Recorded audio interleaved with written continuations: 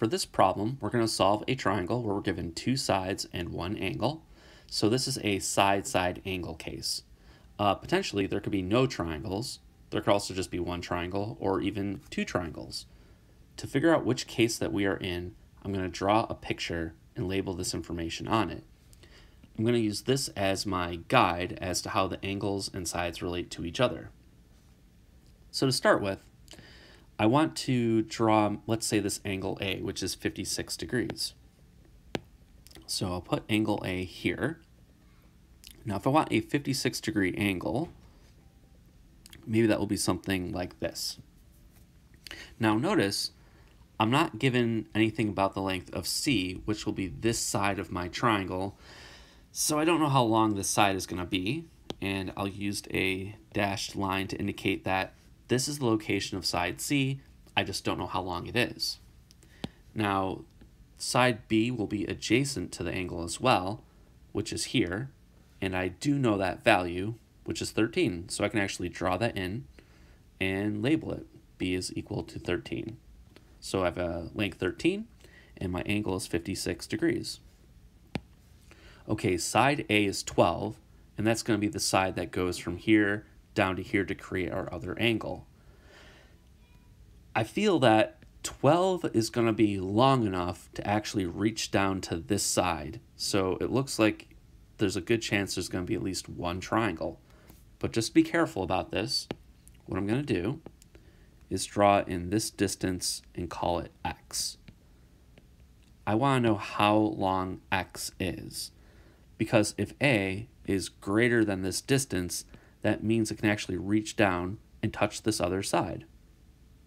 So this X creates a right triangle. To solve for X, I'm going to take the sine of this angle because it's equal to the opposite over the hypotenuse.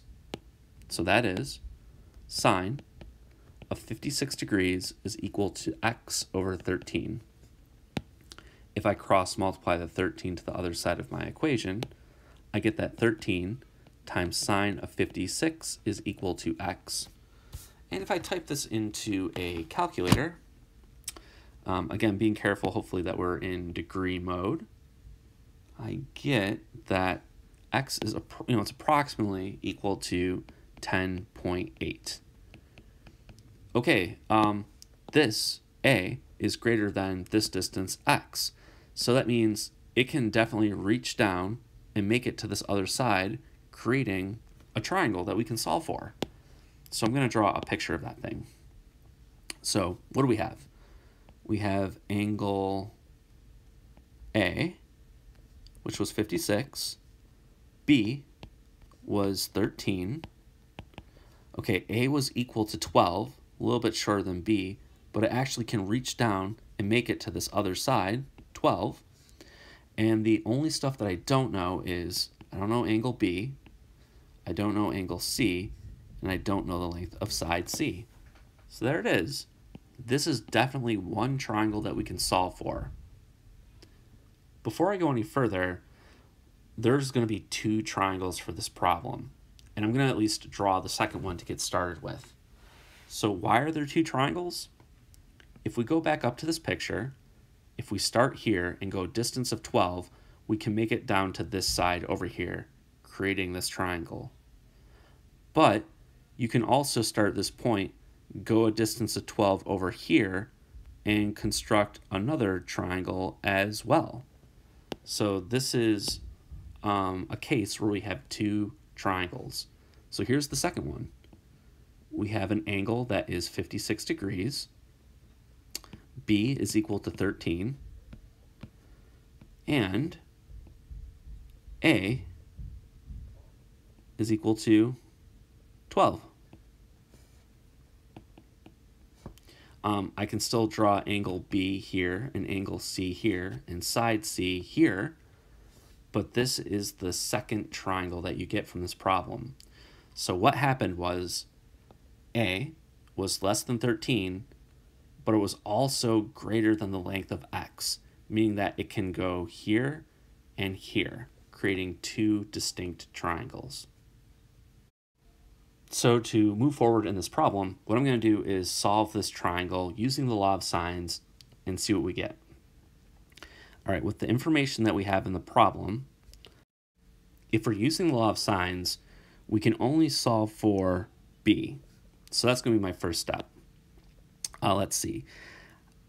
Using the given information, it makes sense to do a over sine of angle A is equal to b over sine of angle B. Because if I plug in the given information, A is 12, sine of angle A is sine of 56, B we know is 13, and then we have sine of the angle B, which we don't know. So this is an equation with one unknown, meaning we can solve for B. I'm going to cross multiply. I'm going to multiply sine B here, sine of 56 here. So that is 12 times sine of B is equal to 13 times sine of 56. If I divide both sides by 12, I've solved for not B, but I have solved for sine of B. It's equal to 13 sine of 56 divided by 12. The rest is getting your answer from a calculator. So that is, in this step, I'm going to use the sine inverse function. The way it will work is B is going to be equal to sine inverse, and I'm literally just going to type in this entire expression. So like in my calculator, that'll be 13 sine of 56 divided by 12, and then a number is going to come out, and I know that number is going to be the value of the measure of angle B. So type that in. And okay, so it's asking me to round to the nearest degree.